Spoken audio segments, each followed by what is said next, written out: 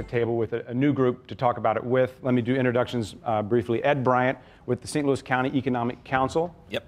And Tara Pham, Innovate STL. You'll tell us about that in just one second. And then Randy Vines runs a little shop called STL Style. And I have to say, you sell very handsome shirts. And you are quite the model. Thank you. Thank you. Checks in the mail. All right, so talent and entrepreneurship is kind of the overarching theme of what we want to talk about here tonight. This is something you work directly with. How do we retain the brain in our region, if you will? Is that a problem, first of all? I think the fact that brain drain is a problem is kind of an anomaly when you consider all of the resources that we do have in St. Louis. Really low cost of living, really high quality of life, access to lots of amenities, and it's sort of a small, big town, so it's really easy to access people. I mean, if you want to meet someone, if you're networking, it's really easy to do that here. And so all of those factors make St. Louis a great place for example, a recent college graduate to live in. And I think part of it is really just telling our story and getting the word out that it is such a good place. Okay, is it a good place to do business? Do you do business? Oh yeah, it's a great place to do business, and I'll talk about that in 1 second, but I just want to also address a very important point that I think needs to be made. We put a lot of emphasis, and rightly so, we put a lot of emphasis on retaining people. You know, college graduates, when they leave, when they graduate, we want them to stay in St. Louis, and that's very important, but it's also important to know that most cities lose a lot of college graduates. It's very rare that young people, upwardly mobile people, will stay in any one city for their entire life. So we need to recognize that's just a national trend. But what I think St. Louis is a leader in is the boomerang effect. And that's how many people do we all know who have come back to St. Louis after experiencing another place. And I think that's a very valuable experience that these people have because they got perspective, and it makes them realize how great St. Louis really is, and that maybe, you know, this would be an option to come home to St. Louis because it offers some of the things that maybe the city they were in the interim didn't. And I think you have to have a reason to come back. You know, if you have, like, I'm not a native, but I really love living here, and I think one of the things that we have to do a better job at is not only telling our story, but also taking advantage of the things that we already have and really appreciating the things that we have in our community and leveraging those things. I mean, in this area of entrepreneurship, we've got a lot of growth happening in the space, and it gives us an opportunity to grow our own stuff. You know, I worked for a Fortune 100 company that decided to leave the St. Louis region, and that company was headquartered in New York, but they sort of saw what was happening here in St. Louis as not really as important or close to what they were doing in New York, not as important. But I think if we have taken advantage of like really growing what we already have here, that we have the likelihood of those homegrown companies leaving is a lot lower than a company that's headquartered in Chicago or New York, whatever.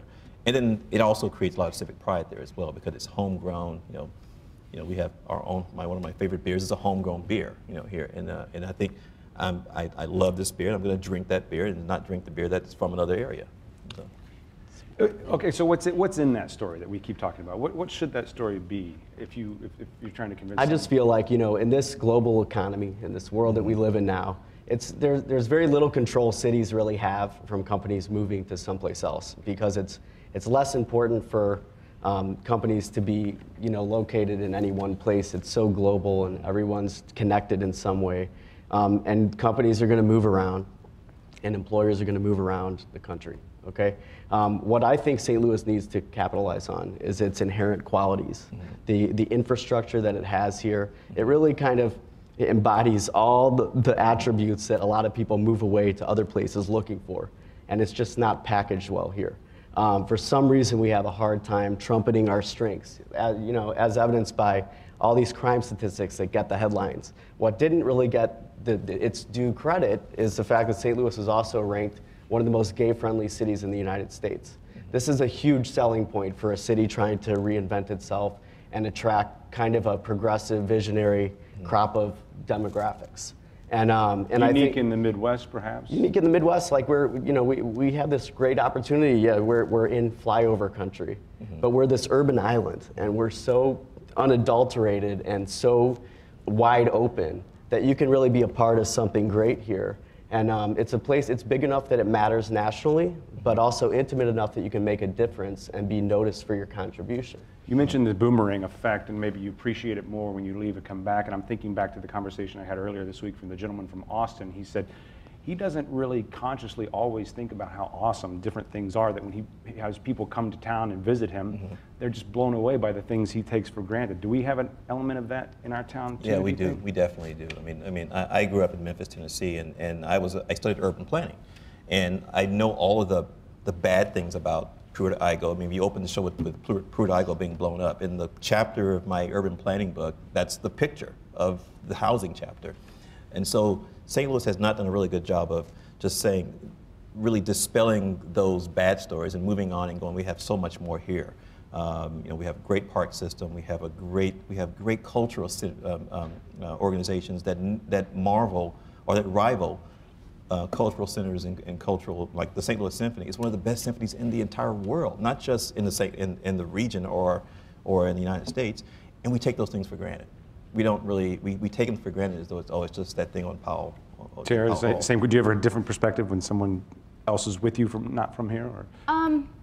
I'm not from here, and this is the first city I've lived in that wasn't home. But it's really easy to consider St. Louis home because it's a very comfortable place. And I think even I come from what a lot of people consider a bigger city, which is San Francisco, and there are a lot of amenities there, of course, but I would actually argue that St. Louis has as much available to you at any given time, and it's a lot more accessible. Yeah, exactly. And that makes it a great place to start something here as well. Kind of as Randy mentioned, it's really easy to have an impact here, and also, just to get your hands dirty fast and learn things, and it's forgiving enough of a city that you can make some mistakes and kind of just grow from that. Is that what you're telling people through your organization?